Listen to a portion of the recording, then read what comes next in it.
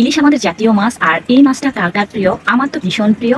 কারণ ইলিশ মাছ হলে আমার অন্য কিছু লাগে না। ইলিশ ভাজা, ইলিশ দো পেঁয়াজা, ইলিশের যে কোনো তরকারি আমি খেতে ভীষণ ভালোবাসি। সেজন্য আমার আম্মা দেশ থেকে ইলিশ মাছ পাঠিয়ে দিয়েছে, একবার বড় সাইজের একটা ইলিশ। আমি এখন কেটে নিয়েছি, অনেকগুলোই পাঠিয়েছে। আমি একটা ইলিশ কেটে নিয়েছি আজকে ইলিশ পোলাও রান্না করবো বলে। এখানে আমি বড় হাঁড়ি নিয়েছি, যাতে করে আমার এক হাঁড়িতেই সবগুলো রান্না শেষ হয়ে যায়। যেমনটা ইলিশ রান্নাও করবো, সাথে ইলিশের জন্য যে পোলাওটা রান্না করবো সেটাও যেন হয়ে যায়। তাই তো আমি বড় একটা হাঁড়ি নিয়েছি, এখানে পেঁয়াজ বেরেস্তা করে নেবো, সাথে মশলাও দিয়ে দিয়েছি। এতে করে মশলা পেঁয়াজের সাথে ভালো একটা সুগন্ধি ছড়াবে। এখানে আমি বিভিন্ন ধরনের মশলা দিয়েছি, যেমনটা বাসার গরম মশলা, বিভিন্ন ধরনের বাদাম বাটা, কাঁচামরিচ, পেঁয়াজ বেরেস্তার সাথে দিয়ে এটাকে ভালো করে ব্লেন্ড করে নিয়েছি। আদা রসুনের পেস্ট দিয়ে, টক দই দিয়ে আমি মশলাটাকে ভালোভাবে কষিয়ে নিয়েছি। আলাদা কোনো মশলা ইউজ করি না। এখানে সামান্য মরিচের গুঁড়া দিয়েছি আর ধনিয়া গুঁড়া দিয়েছি। আর প্যাকেটজাত কোনো মশলা ইউজ করি না, কারণ ইলিশের যে স্বাদ গন্ধ সেটা পিল পাওয়া যাবে না বা সেটা গ্রান আসবে না, সেজন্য আমি অন্য কোনো মশলা ইউজ করি না।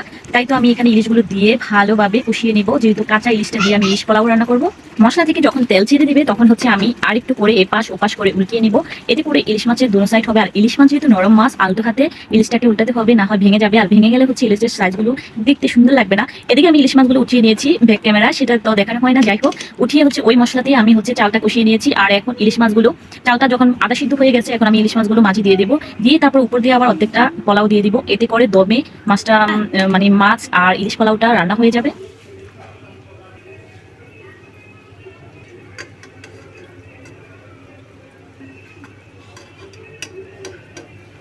তো এখানে সব ইলিশগুলো আমি সাজিয়ে নিয়েছি। একটা কথা মনে পড়ে, অনেক বেশি হাসি আসতেছে। যাই হোক, এখানে আমি পেঁয়াজ বেরেস্তা দিয়ে দিয়েছি।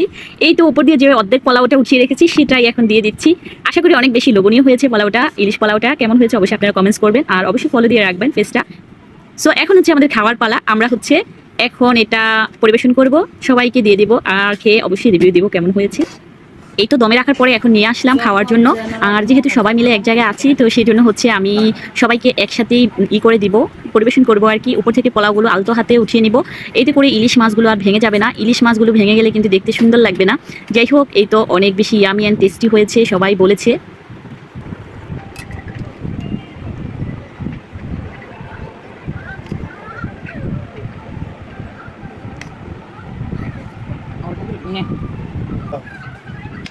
সো ইলিশ রেসিপিটা কেমন হয়েছে, ইলিশ পোলাও রেসিপিটা কেমন হয়েছে অবশ্যই কমেন্টস করে জানাবেন। আজকে এ পর্যন্ত, সবাই ভালো থাকবেন, সুস্থ থাকবেন। দেখা হবে আগামী অন্য কোনো ব্লগে। আল্লাহ হাফিজ।